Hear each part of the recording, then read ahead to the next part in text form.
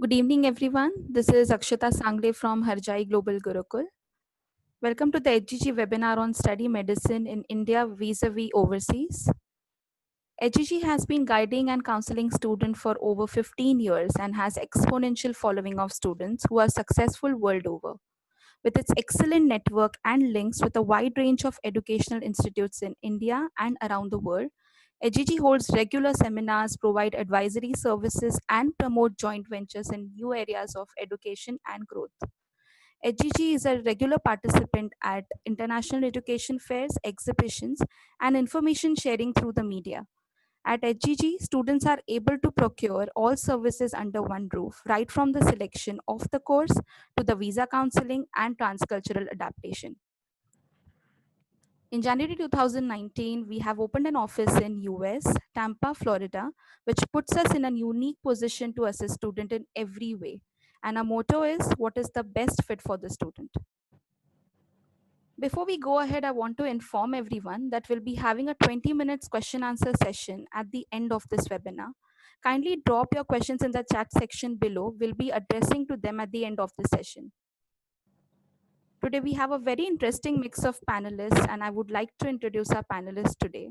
Our first panelist is an industry expert, Ms. Aarti Harjai, founder and CEO of HGG, with over 15 years of experience in guiding students and professionals alike for their educational needs in India and abroad.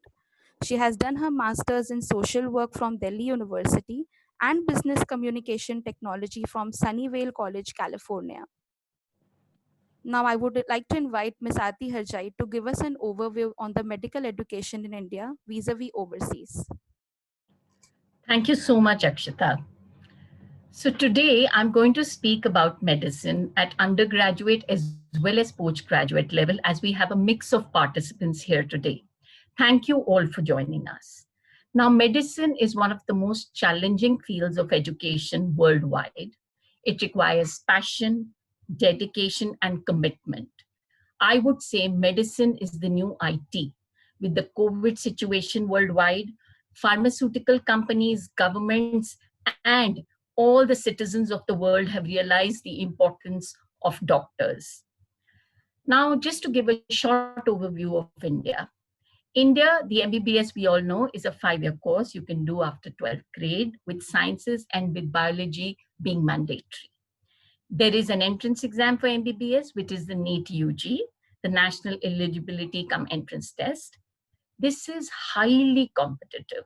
This year itself, we have about 15 lakh students who have registered, and they are actually competing for 75,000 seats across India. And this is a combination of the private as well as the government medical seats. So what do you do in such a scenario? You plan very early. You plan in advance right from your high school, from your 9th, 10th, 11th, 12th. As there are classes for the entrance exams across India, the famous ones like Allen, Akash, and PACE, which also have entrance exams to get in. So the students need to plan early, and the parents also need to be involved, as domicile certificates are required during the admission process, as every state in India has reservation for its domicile students. And another very important point is that you should know how to fill in the preferences in the online admission forms. Therefore, it is up to you. If you can manage it on your own, it's excellent. Otherwise, you should take the advice of a counselor. Now, once you've given the NEET, the challenge starts after that. The first preference is always to get a government seat. I would say that if you manage a government seat in India in the MBBS, your first preference should be to do MBBS in India, as the exposure is absolutely immense. Any government college in entire India would have minimum 500 bedded hospital attached to it. Therefore, the experience is invaluable. Now, the second preference is for the private or the deemed universities. I would say here is where you need to think whether you would like to do it from India or abroad, as the cost factor is almost similar to what you would spend in deemed universities abroad. Of course, the living cost is more. under all scenarios, whether you want to study medicine in India or abroad, you have to get the NEET UG and qualify for it. Now, if you look at the PG scene in India, the PG NEET is even more competitive because it is only the doctors that are giving the exam. So this year we had 1.6 lakh students appear for the PG NEET, and they were competing for 23,000 seats only. 10,000 seats apparently new have been added this year, which is good news. Another announcement that has been made by a government is that the PG NEET will be replaced by the next exam, which is the National Exit Exam in 2022. Therefore, this exam is actually going to be the final year exams of the MBBS. It is going to double up as a medical licensing exam and also as an entry to the PG medical admissions. So this is just a short overview of India. Now, for those students who want to look at study overseas, I would, if somebody as a counselor asked me right now, I would say at present, UK is an excellent destination for study, work, and settling for doctors. Why is this so? UK this February announced the implementation of the PR system similar to that of Australia, which is based on the point-based system for the skilled and highly skilled professionals. And doctors fall in the short skill list. Therefore, and there's a huge shortage of doctors in the NHS, that's the National Health Scheme that actually runs the entire medical system of UK. Therefore, I would advise that this would be the best time for you to think of UK as a destination. So I'm going to cover first the MBBS in UK, then I'll move on into how to be a doctor, how to work as a doctor, and do PG as a doctor. So if you talk about MBBS in UK, it is very similar to India. It is directly after 12th grade. And of course, as we all know, even in UK, there are a few universities that will take you directly after 12th, and most of them will ask for an entrance exam. There are 3 entrance exams accepted by UK for their MBBS admissions: UCAT, BMAT, and GAMSAT. You have to apply through UCAS, the deadlines of which are 1 year in advance.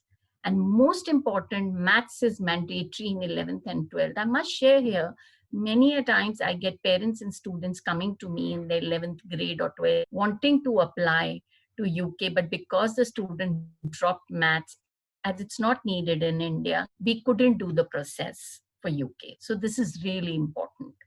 The fees are definitely very high, but very similar to some of the deemed universities in India.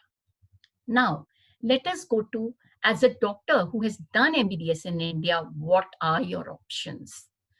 Somebody who's completed the MBBS, the first option is you could either work in UK as a doctor, or you could study your MD or MS, that is your postgrad medicine in the UK, or you could do your MRCP. So let me first cover working as a doctor. So under working as a doctor, I would say the MBBS from India is recognized in the UK, provided your university is registered with the Government Medical Council. Now, that's the first step you need to know. So how do you go and work in UK as a doctor? You need to give your PLAB 1 and your PLAB 2. What is PLAB? PLAB is the Professional and Linguistic Assessment Board test. So PLAB 1 is basically the written exam that covers topics, skills, and procedures that doctors who pass the test would need to know. And PLAB 2 is an objective structured clinical exam, that is the OSCE. And it is a clinical exam that you have to match up to the standards and procedures of the UK. It is as simple as that. PLAB 1 can be given from India, and PLAB 2, you have to travel to the UK. So work as a doctor in UK, you need your MBBS from India is recognized in UK if you registered with the Government Medical Council in UK. So I'll start with working as a doctor once again, and I'll make it real quick. So the MBBS in India is recognized in the UK if your university is registered with the Government Medical Council in the UK, and you are required to give two exams, PLAB 1 and PLAB 2. So PLAB 1 is the written exam that covers topics and skills and procedures that a doctor, should know. And PLAB 2 is an object structured clinical exam, that is the OSCE, and it is a practical exam. So basically, PLAB 1 and PLAB 2 match up, they basically want to check that you match up to the standards and procedures of the UK. So the next level is that you as a doctor register with the Government Medical Council of UK. So this is an online process that you can do, and that allows you to work with the NHS. That's the National Health Scheme. Now, another very important announcement that was made is that PLAB is to be replaced by the UK MLA, which is the now called United Kingdom Medical Licensing Assessment in 2023. So UK MLA again is going to be totally on the lines of PLAB, but all students, be it home students or international students, have to give the UK MLA. That is the difference between the two. So it is same for all UK students as well as the international medical graduates. And again, it has the practical exam as well as the written exam. So the clinical and professional skill assessment is the part 2 of the UK MLA. But this is only going to be in 2023. Now, quickly, let me come to studying PG medicine in the UK.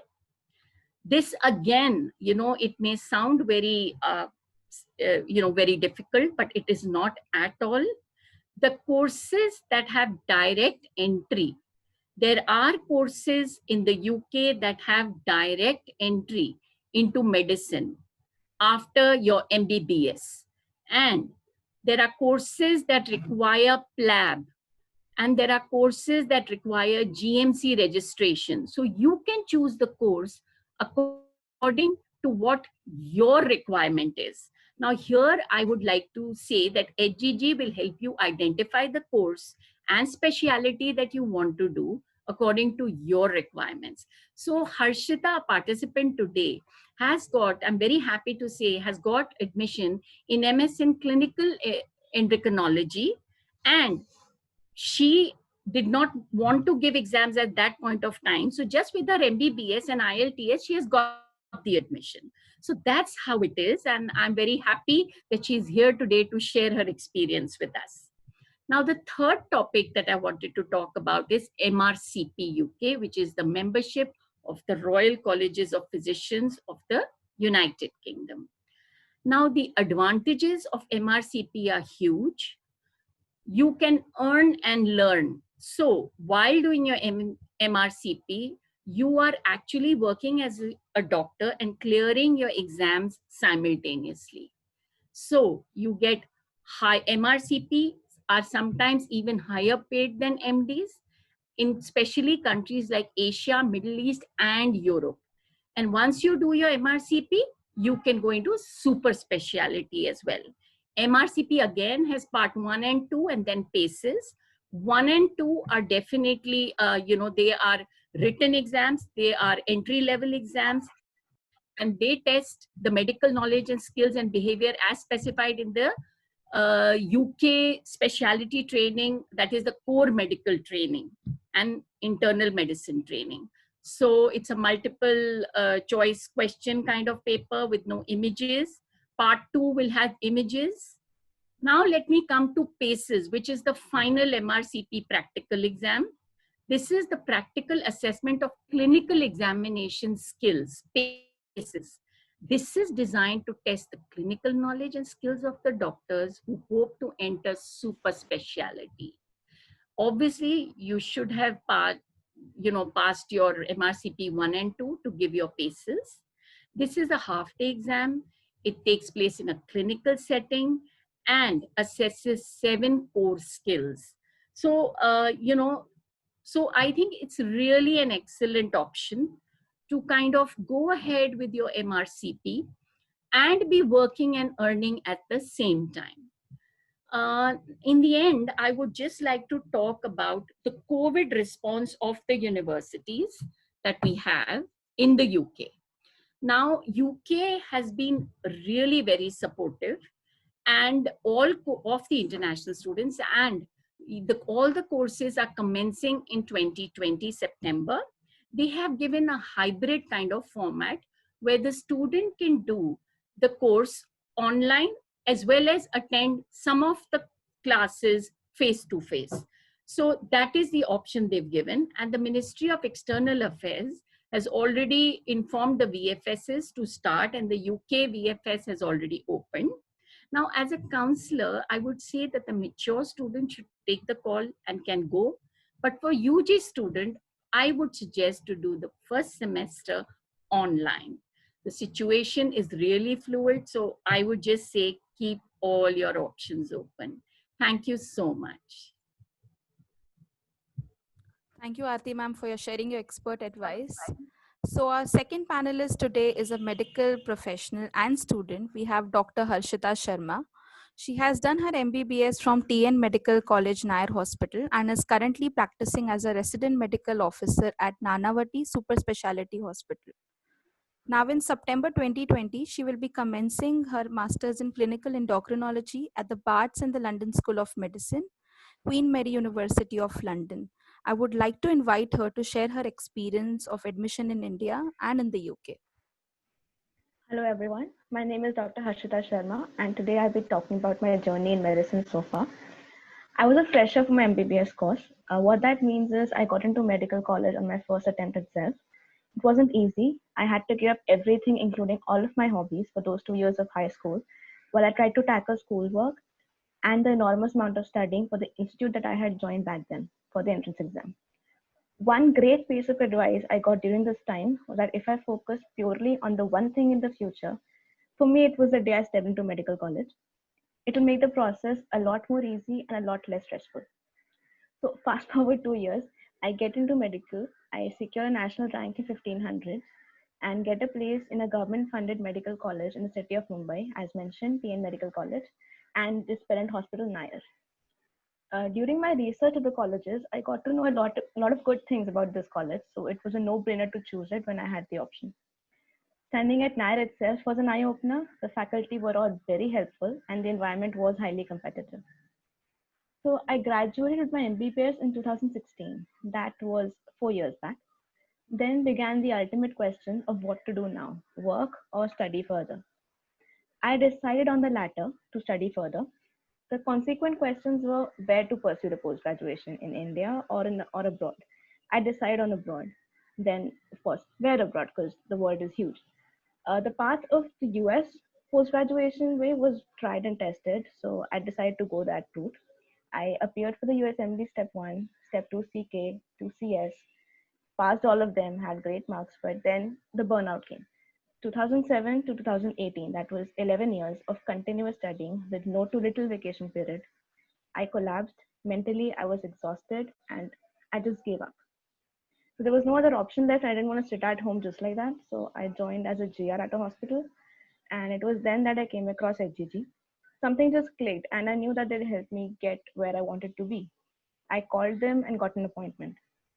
That evening itself, I had a counseling session for over an hour at their offices. And it says a lot about how great HGG is as a consultancy, that I was able to tell them my entire story, talk about the whole journey without breaking down even once.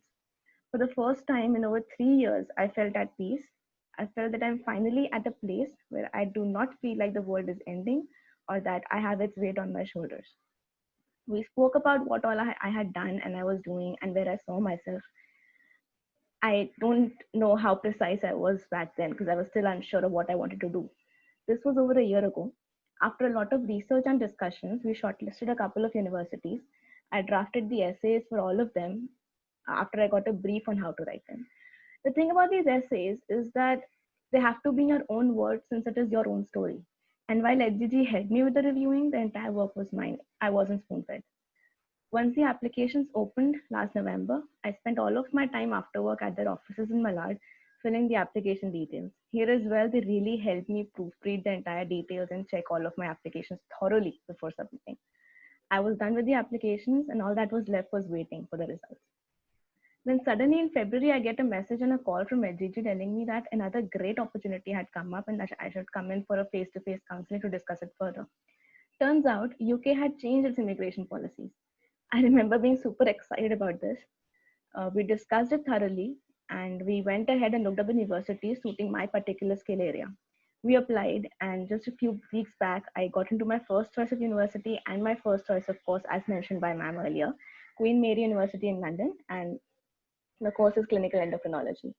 Now that I have accepted the offer, I'm moving ahead to the visa application, and I know the HGG and their team are going to be there to help me in the entire step of the way. The thing about HGG is they don't abandon you once you've gotten an offer letter. The responsibility doesn't just end there. They help you through the entire process till you get to the university and even after, as evidenced by the older students who still call them for advice. The plan ahead is quite clear. I'll complete my one-year master's, give the PLAB, and after that, I'll begin my PG training in the UK. It's not going to be easy, but the path less travel never really is. Thank you so much for listening and joining. Thank you, Dr. Harshita, for sharing your journey with us. So our third panelist for the day is Ms. Priyanka Mishra. Priyanka Mishra has been into higher education industry for 10 years and believes quality education can change lives for the better. An MBA in marketing and HR, she also holds certification in behavioral science and loves speaking to the student about how education is becoming global and the innumerable new avenues available to them. She's currently working as a manager at St. George's University, and I would like to invite her to talk about studying medicine at St. George's University and the USMLE. Thank you for sharing. Over to you, Ms. Priyanka. Thank you, Akshata. Thank you so much. And good evening, everybody. I'm sure this webinar is proving to be a very informative session for everybody. And I hope that I'm able to add value to all of you who are future doctors. And we really need all of you to become doctors, to be honest. So just before going ahead, I will tell you a brief about what I do and what I'm here to talk about. Like Akshita just gave a brief introduction, my name is Priyanka and I am working for St. George's University at the moment, which is the biggest medical school in the English-speaking world and the highest provider of resident doctors to the US. What you see on your screen right now is the university campus. It's a $250 million, 66 building university campus. Good to be true, so good to be true. Doesn't look like one, I'm sure, but it is. And throughout the next slides, I will take some 10-12 minutes to give you answers to very specific questions which students ask. You know, starting with question 1 here, which says, will I get a US residence? So before moving ahead and before answering this question, I will just briefly let you know that St. George's University is based in a small island country called Grenada. It's in West Indies. It's also called as the Harvard of the Caribbean, and it's one of the oldest universities in the Caribbean islands.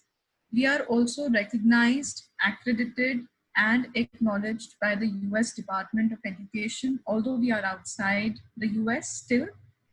We are also recognized by all the 5 major medical boards in the US, by the GMC in the UK, by the MCI in India, and about 43 more medical councils across the globe. My students, after they complete the MD with me, are able to practice medicine after the residency in more than 50 countries across the globe.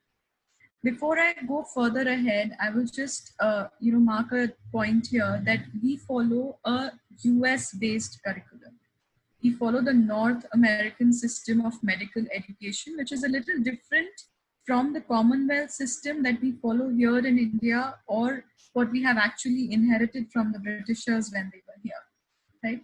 So to just tell you briefly, it's a different system. It's like, after the high school, the student needs to do a 4 year of undergrad or a pre-med program, for which you require SAT scores in the US. Post this 4 years, you can go ahead and do your MCAT exam, basis which you get into an MD college, an MD university, right? Now, the difference here is to understand that the MD that we do here in India is a postgrad program, that is one thing, but it's also a specialization simultaneously. Whereas when we look at the US or the North American system, the MD there, however, is a postgrad program, but it's not a specialization. It's the first medical degree that any student will study after the graduation. And during your MD, you give the United States Medical Licensing Exam, which is the USMLE. The exam has 3 steps. The first step is done when you're in your MD year 2. The second step is given when you're in the last year of your MD. So you finish the 2 steps while doing your MD, which is roughly about 8 years from where you started. And that is when you get into a residency program or a specialization program. So the specialization will take you roughly about 3 to 7 years, depending upon what you want to specialize into. So something like an internal medicine takes you 3 years, gynec 4, cardiac 5, surgery would go up to 6 to 7 years. So that's dependent on what you want to study, right? But your USMLE step 1 and step 2 scores are required, right? So if we say that minimum 3 years you spend into a residency before you can start practicing, it takes you 11 years in the US. But with St. George's, the location is the biggest advantage. Because we are based in the Caribbean islands and accredited and recognized and accepted, we can get you a placement directly into the last year of your pre-med, right? Which saves you a lot of time, which saves you a lot of cost. So right after high school, that is the 12th grade in India, you straight away get into the last year of the pre-med, followed by the 4 years of MD. It makes it a 5-year program. We help you with all the preparation of USMLE step 1 and step 2 to an extent that our curriculum that we follow in the university, the USMLE curriculum is inbuilt in that. So you don't really have, morning, evening classes or 2-week classes. Whatever you're studying for the university is exactly what you need to prepare for your USMLE. Now, very quickly, going through the questions that we have, that I have gathered for you all, will I get a US placement, a residency placement? The very proud answer is yes, because we are the #1 provider into the first year US residencies in the last 10 years combined. Akshita, you can go to the next slide, please. Yeah, as you can see on the board, in the last year, which is 2019, we placed about 961 students just from our university to the US medical system as resident doctors. And happy to tell you that this year we've placed 1,100 students, right? So with these figures, what I want to emphasize is the excellence with which the residency placement is done, the excellence with which the university devotes their resources into the students, because just having an MD degree doesn't help you. You have to go ahead, do your residency if you want to practice medicine in the US, or for that matter in UK as well. That opportunity is open as well. Moving on to the next slide, these figures make SGU the second largest source of licensed physicians in the current US workforce.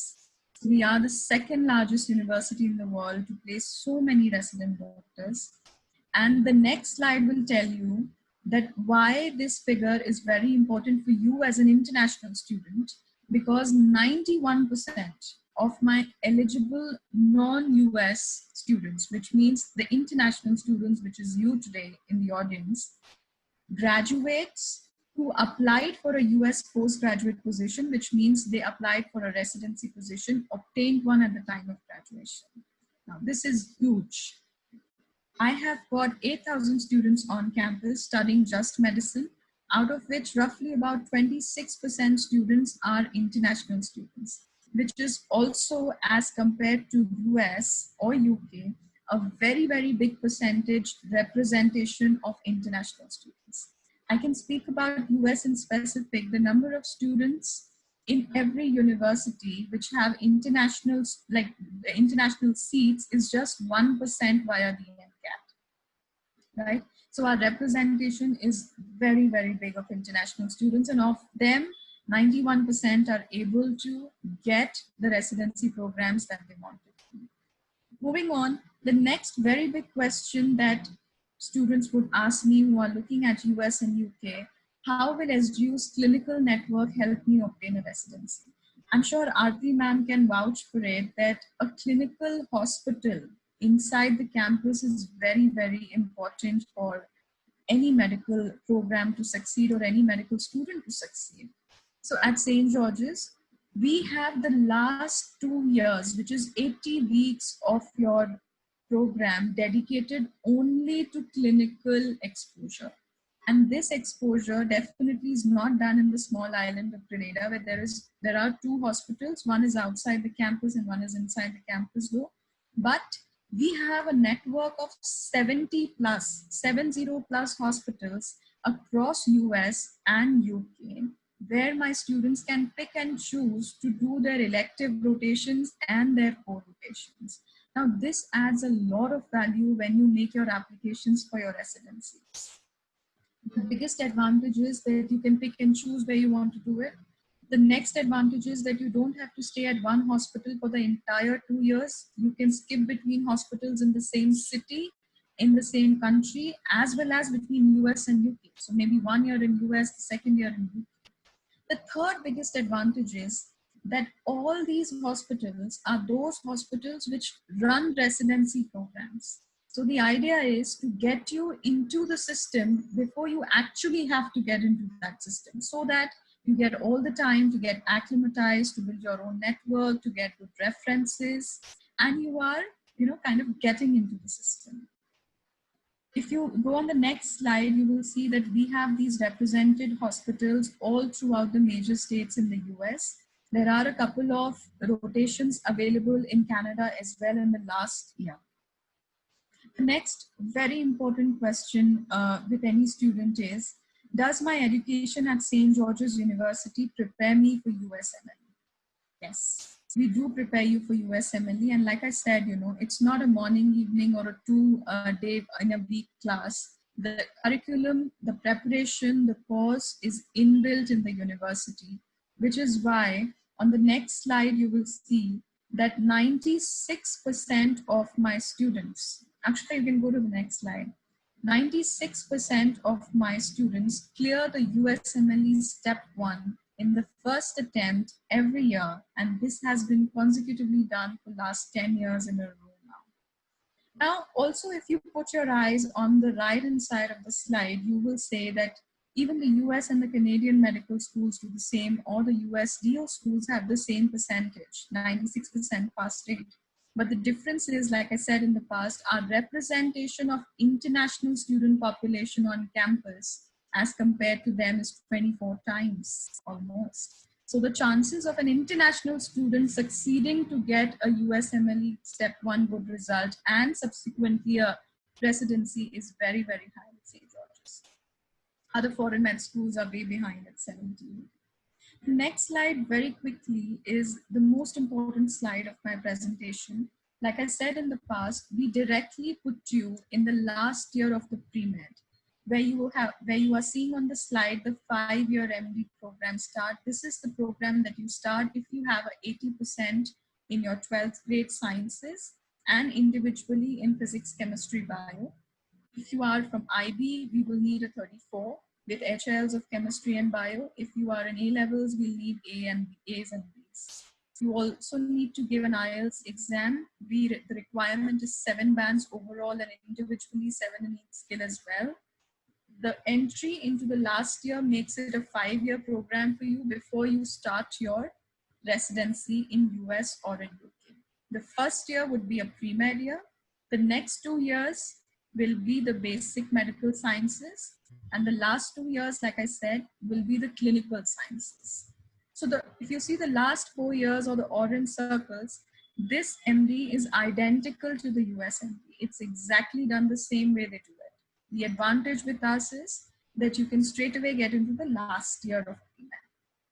Now, students who have a little lesser score than this, or the profile is less competitive, they can also start at a 6-year program or a 7-year program, which increases the duration of their pre-med, for obvious reasons, because the profile is not as strong. But we do not reject you straight away. You still have an opportunity to come study with us, and this pre-med will lead you to the same global program, the same amount of network exposure of clinical hospitals and the excellence of USMLE prep that we do at St. George's. Now you will also see different flags on the screen at the moment. So these are the different places where you can start the program as well. We have partnered with Northumbria University in Newcastle for the last 15 years. And the program start of 6 years and 5 years and 4 years is also available to students. And they can also start the program in UK and then go on to do the rest of the program either in Grenada. And then the last 2 years, of course, is in US and UK for your clinical rotations. Now, the good thing related to COVID is that this year we've also partnered with Ramaiah Medical College in Bangalore. So if you are reluctant to travel, the Grenada program has gone online. If you want to take the program online, you can definitely do that. The program starts in August. If you are wanting to look at a closer location, so UK is the best start. The program starts on 28th September and it will definitely be a physical start as of now. And if you don't want to travel at all, you want to be very close home, we have partnered with Ramaiah Medical College, which is one of the top 20 medical schools in our country and among the top 10 medical schools in India. It's got a huge campus in Bangalore with 3 hospitals inside the campus with a total capacity of 1650 beds. It's one of the best faculties in the country, and the class size for this class would be just 30 students. So you will be in a very small batch taking over the pre-med program. The 5-year program starts in Bangalore as well, which is a great opportunity in light of COVID. This will also reduce your fees and your living expenses, obviously. Moving ahead, the next very important question, Akshata, you can please skip the next slide. You can skip this slide. The next very important question, I know I'm falling short of time, where will my SGU medical degree allow me to practice medicine? So like I said earlier, SGU graduates have practiced in all 50 US states, throughout Canada, and in more than 50 countries across the globe, which is shown on the next slide. I have also had students practice in very many Asian countries, including India, Sri Lanka, Nepal, a lot of countries in Southeast Asia as well. Okay. And this is possible only because we have a lot of accreditations in place. My next slide will show you that we have the CAM-HP certification, which is the Caribbean Accreditation Authority, which in turn is reviewed by the WFME, which is a very important reference to have for any medical student. We are also recognized by the Grenada Medical and Dental Council. Apart from this, we are also recognized by the US Department of Education, and like I mentioned earlier, by the NCI in India and GMC in UK as well, right? Very quickly, the next slide will show you the list of hospitals where my students have worked and are working as well, right? I've tried to cover a lot of things in the last 15-20 minutes that I got to speak to all of you, but if anybody has any questions regarding this opportunity, which is open for this year as well. And one more thing before I end the presentation, I would want to say that medicine as it is a very long commitment, both in terms of time and finances. So students, because of the current situation, who are trying to take a drop, I would sincerely advise that, weigh your options again. And if you can start your medical career, medical student journey as soon as possible, and if you think the opportunities are right, please take them up, because even 1 year is very, very important. That's all from me. Thank you so much.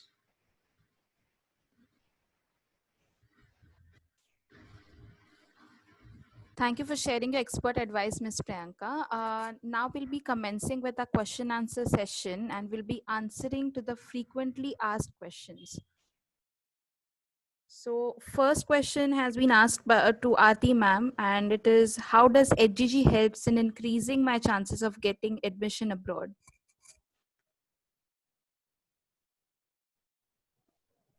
Well, thank you, Akshita. Well, the question is very interesting because most of the hard work is definitely done by the student.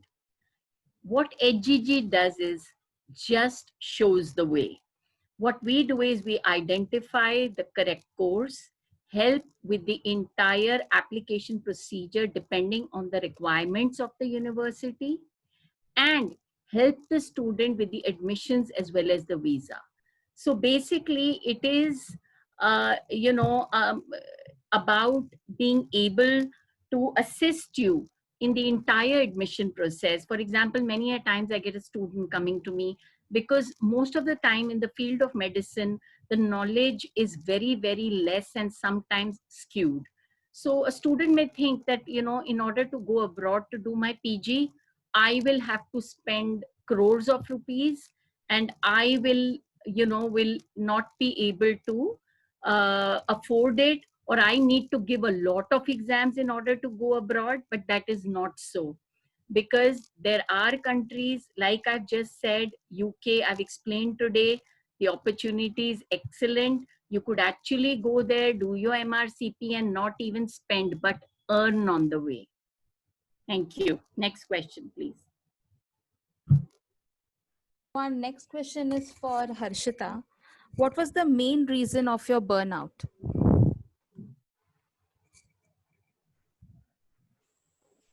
I would say the primary reason for my burnout was that I didn't have much of a downtime. And the thing is, you have to make sure that you understand this, because medicine, the career, as stated earlier, is one that requires a lot of commitment, hard work, input, and a lot of power, brain power, as well as physical power.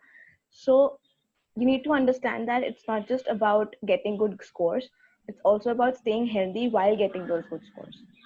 So for anyone trying to get into this field, I would suggest you quickly evaluate yourself whether you have that much capacity of working in extenuating circumstances for that long. But yeah, deciding on that situation is also something that you need to think about. Okay. Third question is for Ms. Priyanka. Ms. Priyanka, a student of ours is asking, taking the current scenario into the picture, what are the changes, positive or negative, that has happened or qualified MBBS doctors from India to move to the US in terms of visa and things like that? Great question. Thank you so much.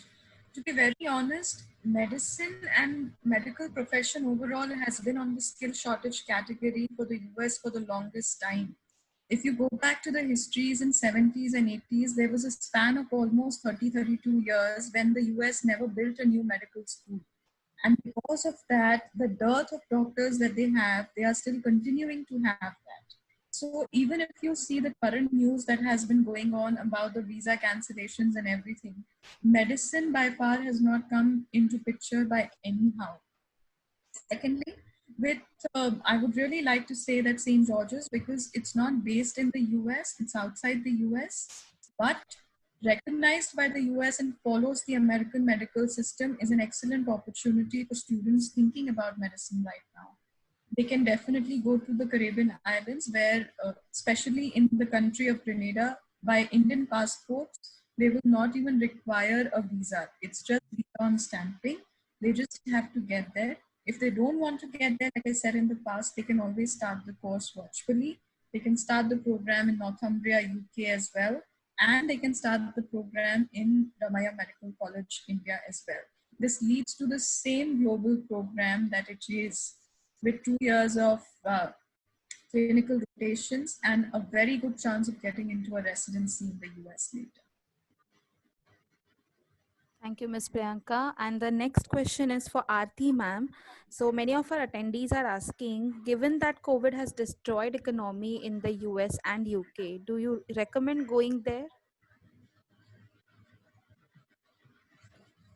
Thank you, Akshita, for the question. As